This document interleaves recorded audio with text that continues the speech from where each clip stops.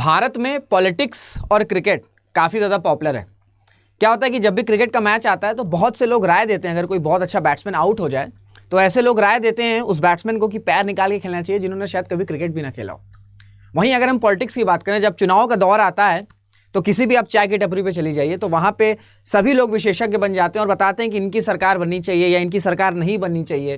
कहने का मतलब ये है कि जब पॉलिटिक्स या क्रिकेट की बात आती है तो काफ़ी ज़्यादा लोग एंथुजियास्ट हो जाते हैं। तो उसी तरीके की पॉलिटिकल डेवलपमेंट हुई है। आप सबको पता होगा कि जो राहुल गांधी जी उनको डिस्क्वालीफाई कर दिया गया है। तो इसी न्यूज़ को हम समझने की कोशिश करेंगे, हालांकि हम पॉलिटिक्स में डिग आउट नहीं करेंगे। इंपॉर्टेंट चीज़ ये होती है कि पॉलिटिकल न्यूज़ में आपको ये चीज़ समझनी है कि आपके एग्जाम रिलेवेंट चीज़ क्या है। ठीक है, आपको पॉलिटिक्स में डीप डाउन नहीं जाना है, आपको ये समझना है कि पॉलिटिकल न्यूज़ जो करंट में है वो आपके एग्जाम के लिए कैसे रेलिवेंट हो सकती है। तो नमस्कार साथियों, मेरा नाम ऋषभ सिंह है और मैं आप सबका स्वागत करता हूं स्टडी IQ प्लेटफॉर्म में। और आज हम इसी न्यूज़ को बहुत ही अच्छे से समझेंगे और इस न्यूज़ के पीछे ये जो डिस्क्वालिफिकेशन वर्ड है ना, ये जो डिस्क्वालिफिकेशन वर्ड है इसी को हम समझेंगे। हम कुछ पॉलिटिकल न्यूज़ नहीं करेंगे, ठीक है, पॉलिटिक्स में हम नहीं जाएंगे। हम ये समझेंगे कि जो राहुल गांधी जी हैं जो डिस्क्वालीफाइड हुए, ठीक है, मेंबर ऑफ पार्लियामेंट हो चाहे मेंबर ऑफ लेजिस्लेटिव हो, वो किन आधारों पर वो डिस्क्वालीफाई कर दिए जाते हैं। तो हमारा जो ऑब्जेक्टिव है इस वीडियो का वो यही है कि आपको मैं ये बता सकूं कि कौन कौन से ऐसे प्रोविजंस हैं जिससे लॉ मेकर यानी कि हम जिनको चुन के पार्लियामेंट में भेजते हैं, किस लिए भेजते हैं, ताकि वो हमें रिप्रेजेंट कर सकें, कानून बना सकें। तो जब कानून वाले यानी कि जो लॉ मेकर होते हैं वो कैसे डिस्क्वालीफाई हो सकते हैं, तो अगर हम डिस्क्वालिफिकेशन को देखें ऑफ अ लॉ मेकर तो वो 3 तरह से हो सकते हैं। अगर पहले की बात करें आर्टिकल 102, ठीक है, through article 102 clause 1 and article 191 clause 1, ठीक है, ये दोनों आर्टिकल्स आप ध्यान रखिएगा। कभी कभी आपसे स्ट्रेट अवे क्वेश्चन पूछ लेता है, हालांकि यूपीएससी में नहीं पूछेगा पर स्टेट पीएससीज में आपसे इस तरह के डायरेक्ट क्वेश्चन पूछ सकता है। तो ये आर्टिकल्स को ध्यान रखिएगा। तो through articles 102 clause 1 and 191 clause 1 disqualification of an MP and MLA respectively, the grounds here includes office of profit, यानी कि अगर कोई भी मेंबर ऑफ पार्लियामेंट हो, कोई भी मेंबर ऑफ लेजिस्लेटिव असेंबली हो, अगर वो पाए जाते हैं कि वो किसी तरीके से ऐसे ऑफिस से इन्वॉल्व हैं जहां से उनको प्रॉफिट आ रहा है, तो इस ग्राउंड पे वो डिस्क्वालीफाइड हो सकते हैं, यानी कि उन्हें सस्पेंड किया जा सकता है, डिस्क्वालीफाई किया जा सकता है। वो कौन सा आर्टिकल है? वो आर्टिकल है आपका 102 क्लॉज 1 एंड 191 क्लॉज 1। और ये जो ऑफिस ऑफ प्रॉफिट है ये आपका डिफाइन नहीं किया गया है कॉन्स्टिट्यूशन में, ठीक है, ये आपका डिफाइन नहीं किया गया है कॉन्स्टिट्यूशन में। ऑफिस ऑफ प्रॉफिट का मतलब ये है कि कोई भी लॉ मेकर किसी ऐसे ऑफिस से, ठीक है, किसी ऐसे ऑफिस से एसोसिएट नहीं करेंगे जहां से उन्हें फाइनेंशियल गेन्स आ रहे हैं, ठीक है। ऐसा कोई भी ऑफिस हो जहां से पैसे आ सकते हैं या जो फाइनेंशियल गेन्स हो सकता है, किसी भी लॉ मेकर को वो अलाउ नहीं है, चाहे वो MP हो चाहे वो MLA हो। अगर वो किसी भी ऐसे ऑफिस से एसोसिएट होंगे जहां से उनको प्रॉफिट आ रहा है तो इस ग्राउंड पे वो डिस्क्वालीफाई हो सकते हैं। और अगर दूसरे डिस्क्वालिफिकेशन की बात करें तो वो है आपका 10th शेड्यूल। आपको पता है कि एंटी डिफेक्शन, ठीक है, एंटी डिफेक्शन एक ऐसा ग्राउंड है जहां पे जो लॉ मेकर हैं, चाहे वो MP हो, मेंबर ऑफ पार्लियामेंट हो, चाहे आपके मेंबर ऑफ लेजिस्लेटिव असेंबली हो, उनको सस्पेंड या डिस्क्वालीफाई किया जा सकता है। एंटी डिफेक्शन आपको पता है कि विप हुआ बाय चांस, तो अगर वो पार्टी के फेवर में वोट नहीं किए या कुछ भी ऐसी चीज होती है तो उन ग्राउंड पे एंटी डिफेक्शन लगा के स्पीकर के पास अथॉरिटी रहती है कि वो उन्हें डिस्क्वालीफाई कर सकते हैं। और वहीं अगर हम तीसरे प्रोविजन की बात करें तो वो आता है आपका representation of the people act 1951। अब आप ये पूछेंगे कि जो राहुल गांधी जी हैं, जो मिस्टर गांधी हैं, उनको किस बेसिस पे डिस्क्वालीफाई किया गया है, तो वो जो एक्ट है वो है आपका representations of the people act 1951। तो आज के वीडियो में हम पूरी अच्छी तरीके से समझेंगे representation of the people act 1951, क्योंकि ये मेंस में कई बार क्वेश्चन पूछा गया है, चाहे वो यूपीएससी हो चाहे कोई भी स्टेट पीसीएस की आप तैयारी कर रहे हो, दोनों में आपके मेंस के लिए ये जो टॉपिक है representation of the people act, ये काफी ज्यादा इंपॉर्टेंट है। इसी वजह से इसको बहुत अच्छे से समझेंगे आज के वीडियो में। चलिए आगे बढ़ते हैं। तो एक छोटी सी इंफॉर्मेशन मैं आपको दूंगा कि अगर आप प्रिपरेशन करना चाह रहे हैं यूपीएससी की, स्टेट पीएससीज की या दोनों की कॉम्बो की, तो आप स्टडी IQ पे एनरोल कर सकते हैं। आपको कुछ नहीं करना है, आपको सिर्फ मेरा कोड इंप्लीमेंट करना है। कोड क्या है? जो मेरा कोड है वो है आपका RS लाइफ, दैट्स इट। जैसे ही आप मेरा कोड इंटर करोगे, आपको चाहे यूपीएससी चाहे स्टेट पीएससी या दोनों का कॉम्बो, ये जो कॉम्बो कोर्स है आपको 21,999 में मिल जाएगा। ये छोटी सी इन्फॉर्मेशन आपको देनी थी, आपको सिर्फ मेरा कोड लगाना है, the code is RS life. वापस आते हैं टॉपिक पे। तो जैसे कि मैंने आपको बताया कि जो मिस्टर गांधी है उनको डिस्क्वालीफाई किया गया है by using representation of the people act. अब देखिए representation of the people act क्यों बनाया गया था? लॉ मेकर्स, यानी कि जिन्हें हम जिन्हें चूज करके पार्लियामेंट में भेज रहे हैं वो लॉ बनाते हैं, पर ये जो लॉ मेकर हैं ये लॉ को ब्रेक ना करें, ठीक है, ये लॉ को ब्रेक ना करें। तो ये चीजें किस एक्ट से होती हैं? ये एक्ट है आपका representation of the people act, यानी कि the law maker doesn't converted to law breaker, ठीक है। ये चीज कौन रोकता है? कोई जो लॉ ब्रेकर है, यानी कि जो कानून बना रहा है वो कानून तोड़े ना। ये कौन सुनिश्चित करता है? सुनिश्चित करता है आपका representation of the people act. तो ये आपका ऑब्जेक्टिव था, representation of the people act का। तो इसमें कुछ सेक्शंस हैं, कुछ इंपॉर्टेंट सेक्शंस हैं। अगर वो सेक्शंस आपको पता रहेंगे तो और वो चीज अगर आप पिन डाउन करोगे, ठीक है, तो आपके आंसर को काफी ज्यादा एनहांस कर सकते हैं और आपकी खुद की नॉलेज के लिए भी काफी ज्यादा इंपॉर्टेंट है। तो अगर हम सारे सेक्शंस को देखें, सेक्शन 9 की अगर हम बात करें तो सेक्शन 9 कहता है कि डिस्क्वालीफाई कर दिया जाएगा, यानी कि लॉ मेकर जो है वो डिस्क्वालीफाई हो सकते हैं अगर वो किसी तरीके का करप्शन में इन्वॉल्व है या वो डिसलॉयल्टी में है, ठीक है, या किसी तरीके के वो गवर्नमेंट कॉन्ट्रैक्ट में इंटर्ड हो रहे हैं, ठीक है। यानी कि अगर गवर्नमेंट कॉन्ट्रैक्ट में इंटर्ड हो रहे हैं तो ऑब्वियसली बात है उन्हें कहीं से एक्स्ट्रा इनकम आएगा, ठीक है। तो इन सारे ग्राउंड्स पे, यानी कि करप्शन हो गया, ठीक है, कहीं से एक्स्ट्रा गवर्नमेंट कॉन्ट्रैक्ट में अगर वो इन्वॉल्व हो रहे हैं, यानी कि उनको एक्स्ट्रा पेमेंट मिल रहा है, वो शायद किसी ऐसे बिजनेस को या ऐसे व्यक्ति को कॉन्ट्रैक्ट प्रोवाइड कर सकते हैं जो उनको फेवर करे, तो उस वजह से गवर्नमेंट कॉन्ट्रैक्ट की बात हो जाए, चाहे करप्शन की बात हो जाए, चाहे डिसलॉयल्टी की बात हो जाए, अगर ये चीज है तो इन ग्राउंड पे डिस्क्वालीफाई किया जा सकता है किसी भी लॉ मेकर को, चाहे वो एमपी हो चाहे वो एमएलए हो। वो कौन सा एक्ट होगा? वो आपका आरपी एक्ट, और सेक्शन कौन सा होगा? सेक्शन 9। क्लियर? अब सेक्शन 10 को अगर देखें तो सेक्शन 10 है जो आपका सेक्शन 10 ये बताता है कि डिस्क्वालीफाई किया जा सकता है किसी भी लॉ मेकर को, चाहे वो एमपी हो चाहे वो एमएलए हो, अगर वो अपने इलेक्शन का जो अकाउंट है, यानी कि इलेक्शन जब होता है ना, भारत में जब इलेक्शंस होते हैं, चाहे वो स्टेट के इलेक्शंस हो चाहे वो पार्लियामेंट्री इलेक्शंस हो, जब इलेक्शंस कंक्लूड हो जाते हैं तो सभी को अपने इलेक्शन का खर्चा जो है वो दिखाना पड़ता है। और कहीं अगर ये जो खर्चा है ये सही से नहीं दिखाया गया या इसमें कुछ फॉल्ट हो गया तो इस बेसिस पे लॉ मेकर को, यानी कि चाहे मेंबर ऑफ पार्लियामेंट हो चाहे मेंबर ऑफ लेजिस्लेटिव असेंबली हो, उन्हें डिस्क्वालीफाई किया जा सकता है। कौन सा सेक्शन है वो? आरपी एक्ट का सेक्शन 10। और लास्ट सेक्शन की बात करें तो वो है आपका सेक्शन 11। ये आपका डील करता है कि डिस्क्वालीफाई कर दिया जाएगा करप्ट प्रैक्टिसेस पर, ठीक है। ये 3 सेक्शन है, चाहे सेक्शन 9 हो, सेक्शन 10 हो, सेक्शन 11 हो। अब इंपॉर्टेंट क्वेश्चन ये है कि अगर हम स्पेसिफिकली मिस्टर गांधी की बात करते हैं, यानी कि अगर राहुल गांधी जी की बात करें तो उनको किस सेक्शन का इस्तेमाल करके डिस्क्वालीफाई किया गया? वो सेक्शन है आपका सेक्शन 8, ठीक है। सेक्शन 8 आरपी एक्ट का क्या कहता है वो समझिए।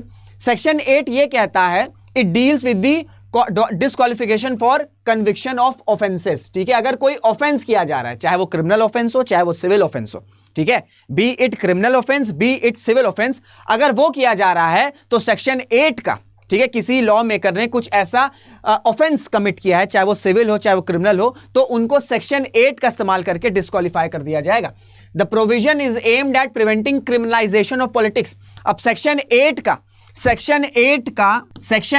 का जो ऑब्जेक्टिव है वो ये है, सेक्शन 8 का जो ऑब्जेक्टिव है वो ये है कि ये जो नेक्सस फॉर्म है ना, एक नेक्सस है क्रिमिनल, क्राइम का और पॉलिटिक्स का, ठीक है, क्राइम का एंड पॉलिटिक्स का, ये जो नेक्सस है, ठीक है, इस नेक्सस को ब्रेक करने के लिए या ये नेक्सस ज्यादा ना डेवलप हो सके या ये नेक्सस पूरी तरीके से खत्म हो जाए, इस वजह से आरपी एक्ट में आपका सेक्शन 8 इंडक्ट किया गया है। यानी कि अगर कोई भी लॉ मेकर कुछ भी तरीके के ऑफेंस अगर कमिट कर रहे हैं तो उनको डिस्क्वालीफाई किया जा सकता है। और ये जो सेक्शन सेक्शन 8 है, इसका ऑब्जेक्टिव है आपका कि ये जो नेक्सस फॉर्म है क्राइम का और पॉलिटिक्स का, इसको खत्म कर दिया जाए या इसको बहुत ही मिनिमल कर दिया जाए। तो ये आपका सेक्शन 8। अब सेक्शन 8 में कुछ क्लॉजेज हैं, ठीक है, सेक्शन 8 में कुछ क्लॉजेज हैं, कौन कौन से उसको देख लेते हैं। सेक्शन 8 क्लॉज 1 क्या कहता है? सेक्शन 8 क्लॉज 1 ये कहता है कि the section 8 clause 1 of the RP act includes specific offences such as promoting enmity between two groups, bribery और अनड्यू इन्फ्लुएंस और personation at an election of an election. तो सेक्शन 8 को अगर हम डिकोड करेंगे तो ये कह रहा है कि अगर कोई भी लॉ मेकर, ठीक है, कोई भी लॉ मेकर है, चाहे वो इलेक्शन के दौरान, चाहे वो इलेक्शन रैली के दौरान, अपनी बातों से, अपने भाषण से दो ग्रुप्स के बीच में, दो डिफरेंट कम्युनिटीज या दो डिफरेंट ग्रुप्स के बीच में कुछ कॉन्फ्लिक्ट अगर उनकी बातों से हो जा रहा है तो इस ग्राउंड पे उनको डिस्क्वालीफाई कर दिया जाएगा। यानी कि अगर हम सेक्शन 8 को थोड़ा सा डिकोड करें तो वो ये आपका हेट स्पीच को कम करने के लिए या टैकल करने के लिए है। हालांकि एक्सप्लिसिटली मेंशन नहीं है ये, पर अगर आप सेंटेंस को देखोगे कि कोई भी व्यक्ति, कोई भी लॉ मेकर अपनी बातों से, चाहे वो इलेक्शन रैली हो, ठीक है, या कहीं किसी भी मीटिंग के दौरान अगर कोई दो डिफरेंट ग्रुप्स में कुछ ऐसे कॉन्फ्लिक्ट अराइज कर दे रहे हैं तो उनको डिस्क्वालीफाई कर दिया जाएगा यूजिंग सेक्शन 8 क्लॉज 1। तो अगर इसको डिकोड करोगे तो ये कहीं ना कहीं आपका हेट स्पीच को टैकल करने के लिए, हालांकि एक्सप्लिसिटली मेंशन नहीं है, इस वजह से बोला जाता है, आपने कई बार न्यूज़ में सुना होगा कि हेट स्पीच को काउंटर करने के लिए एक प्रॉपर लॉ की नीड है। ये आपने कई बार सुना होगा, आपने आर्टिकल्स भी बहुत ज्यादा पढ़े होंगे। आर्टिकल सेक्शन 8 क्लॉज 1 क्या कह रहा है? सेक्शन 8 1 क्लॉज ये कह रहा है कि अगर कोई भी व्यक्ति, कोई भी लॉ मेकर अपनी बातों से अगर दो ग्रुप्स के बीच में कुछ कॉन्फ्लिक्ट अराइज कर सकते हैं तो उनको डिस्क्वालीफाई कर दिया जाता है। ऐसा क्यों किया गया है? क्योंकि भैया इंडिया जो है, it is a heterogeneous society. India में डिफरेंट ग्रुप्स हैं, डिफरेंट कम्युनिटीज हैं। इस वजह से ये जो हार्मोनी है, ठीक है, ये हार्मोनी बनाए रखने के लिए आपका सेक्शन 8 क्लॉज 1 इंडक्ट किया गया है ताकि जो हेट स्पीच है उसको टैकल किया जा सके। अब सेक्शन 8 क्लॉज 3 को देखते हैं, ठीक है, पढ़ते हैं। A person convicted of any offense and sentenced to imprisonment for not less than 2 years, ठीक है, for not less than 2 years shall be disqualified from the date of such conviction and shall continue to be disqualified for a further period of 6 years। ये जो मैंने आपको underline किए हैं, 2 साल और 6 years, इसको ध्यान रखना, ये काफी ज्यादा इंपॉर्टेंट है। अब देखिए, अगर हम राहुल गांधी की बात करें तो उनको डिस्क्वालीफाई किया गया था, उनको डिस्क्वालीफाई किया गया है, ठीक है, उनको डिस्क्वालीफाई किया गया है। उन पे चार्जेस है डिफेमेशन के। डिफेमेशन मतलब मानहानि का केस, ठीक है, मानहानि। तो अगर हम देखें, हमने अभी तक जितने भी आरपी एक्ट के सेक्शंस देखे उसमें कहीं पे भी ये डिफेमेशन टर्म नहीं मेंशन है, ठीक है, ये डिफेमेशन टर्म मेंशन नहीं है। पर डिफेमेशन टर्म मेंशन नहीं है, पर जो सेक्शन 8 क्लॉज 3 क्या, सेक्शन 8 क्लॉज 3 है वो क्या कह रहा है? वो ये कह रहा है कि कोई भी लॉ मेकर अगर उसे 2 साल की सजा, 2 साल या 2 साल से सजा हो रही, 2 साल या 2 साल से ज्यादा की सजा हो रही है तो वो अपनी सीट से डिस्क्वालीफाई हो जाएंगे। और इसी ग्राउंड पे जो मिस्टर गांधी या राहुल गांधी जी हैं उनको डिस्क्वालीफाई किया गया है। सेक्शन 8 क्लॉज 3 को अगर आप पढ़ोगे तो समझ में आ जाएगा कि कोई भी लॉ मेकर अगर उनको सजा सुना दी जा रही है 2 साल या 2 साल से ज्यादा तो वो डिस्क्वालीफाई कर दिए जाएंगे यूजिंग सेक्शन 8 क्लॉज 3। और ये जो डिस्क्वालीफाई है, ये जो डिस्क्वालिफिकेशन का पीरियड है ये आपका 6 सालों तक रहेगा। यानी कि 2 साल की सजा, ठीक है, 2 साल की सजा हुई, सपोज करिए 2023 की बात करें, 2 साल की सजा हुई, इसके बाद ये जब सजा कंप्लीट होगी इसके 6 साल और डिस्क्वालीफाइड रहेंगे। यानी कि अगर देखा जाए तो 8 साल।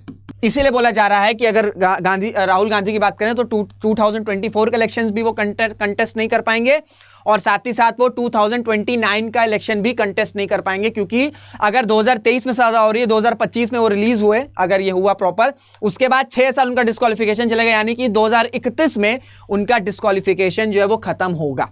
तो राहुल गांधी जी को किस ग्राउंड पे डिस्क्वालीफाई किया गया? वो आपका ग्राउंड है इम्प्रिजनमेंट का। यानी कि अगर 2 साल से ज्यादा की सजा हो रही है कोई भी ऑफेंस में, अब ये ऑफेंस आपका सिविल भी हो सकता है और ये आपका क्रिमिनल भी हो सकता है। और जो राहुल गांधी का ऑफेंस है वो आपका सिविल ऑफेंस है, ठीक है, ये सिविल ऑफेंस है, क्रिमिनल ऑफेंस नहीं है। इस वजह से ये जो प्रोसेस है, ठीक है, हालांकि अगर हायर अथॉरिटीज चाहें, यानी कि जो हायर कोर्ट्स हैं, अगर वो चाहें तो इस डिस्क्वालिफिकेशन को, ये जो सेंटेंस सजा हुई है इसको वो निगलेक्ट कर सकते हैं या उसे हटा सकते हैं।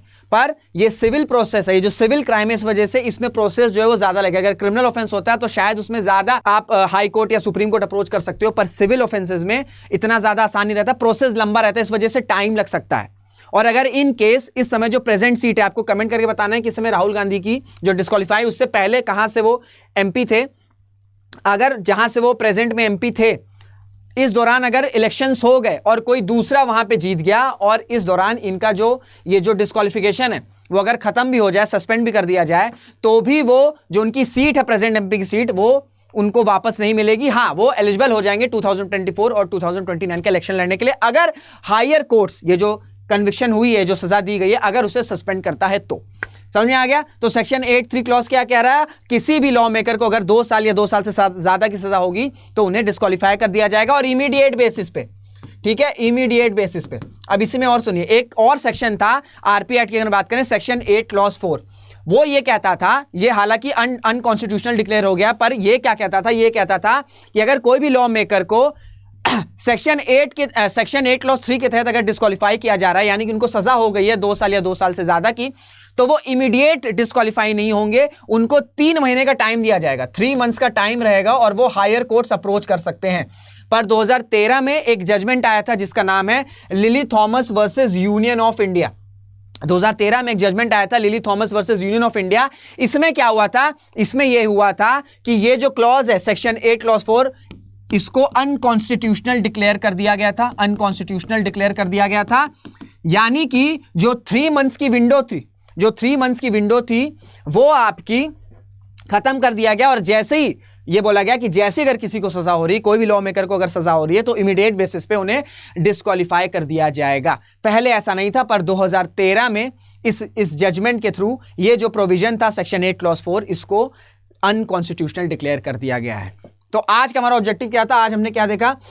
हमने पॉलिटिकल न्यूज, ठीक है, हमने पॉलिटिकल न्यूज देखी। अगर आप हिंदू अगर आज देखोगे तो ये फ्रंट पेज की न्यूज है। तो हमने कोई भी पॉलिटिक्स में नहीं गए, हमने क्या देखा? हमने ये देखा कि किस बेसिस पे, किस ग्राउंड पे डिस्क्वालीफाई किया गया, और कौन कौन से और तरीके होते हैं जिससे डिस्क्वालीफाई किया जाता है। और स्पेसिफिकली हमने रिप्रेजेंटेशन ऑफ पीपल्स एक्ट देखा, क्योंकि ये क्वेश्चन जो है आपके मेंस के लिए काफी ज्यादा इंपॉर्टेंट है, और इससे कई बार चीजें अगर जो मैंने सेक्शंस बताया, इसको मैं उम्मीद करूंगा कि वो समझ में आ गया है।